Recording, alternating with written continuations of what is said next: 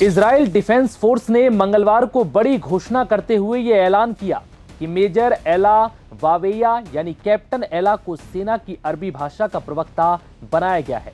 वो कर्नल अविचाई अदराई की जगह पदभार ग्रहण करेंगी, जिनकी भूमिका अगले हफ्ते खत्म हो रही है।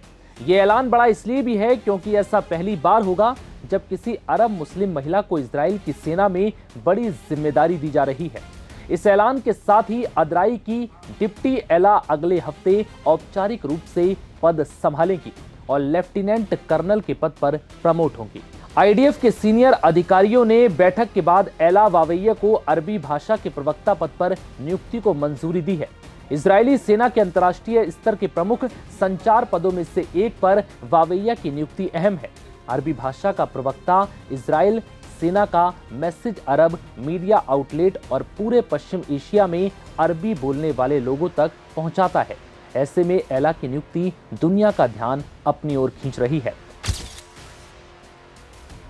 अब जानिए कि कौन है एला वावेया।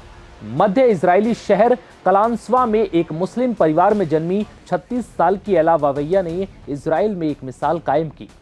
साल 2013 में उन्होंने परिवार से छुपाकर सेना के लिए वॉलंटियर के तौर पर शुरुआत की और फिर वो अपने करियर में नए नए आयाम रचती रहीं और अब वो आईडीएफ प्रवक्ता इकाई में अधिकारी बनने वाली पहली मुस्लिम अरब महिला बन गई हैं। बता दें कि इजरायली सेना में अरब नागरिकों और मुस्लिमों के शामिल होने का चलन नहीं रहा है।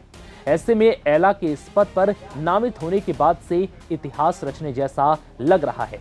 करियर की शुरुआत में एला एक नए मीडिया नॉन कमीशन्ड अधिकारी के रूप में करने के लिए वावेया ने 2015 में आईडीएफ के अधिकारियों के कोर्स में हिस्सा लिया था, जिसके लिए उन्हें राष्ट्रपति का विशिष्ट सेवा पदक मिला है। अब ये जानिए कि कैसे हुई थी आईडीएफ की शुरुआत। इजराइल के पहले प्रधानमंत्री डेविड बेन गुरियन के आदेश पर 26 मई 1948 को आईडीएफ का गठन किया गया, जिसने अनिवार्य सेना भर्ती के माध्यम से काम करना शुरू किया। इसके प्रारंभिक रंगरूट यूशुफ के पहले से मौजूद अर्धसैनिक बलों हगानाहा, इरगुन और लेही से लिए गए थे। इसका गठन इजराइल की स्वतंत्रता की घोषणा के तुरंत बाद हुआ था और इसने इजराइल से जुड़े हर संघर्ष में भाग लिया। 1979 की मिस्र इजराइल शांति संधि और 1994 की इजराइल जॉर्डन शांति संधि के बाद आईडीएफ में एक महत्वपूर्ण राजनीतिक पुनर्गठन हुआ। इसमें 3 शाखाएं हैं: इजरायली थल सेना, इजरायली वायुसेना और इजरायली नौसेना। आईडीएफ का नेतृत्व जनरल स्टाफ के प्रमुख द्वारा किया जाता है, जो रक्षा मंत्री के अधीन होता है।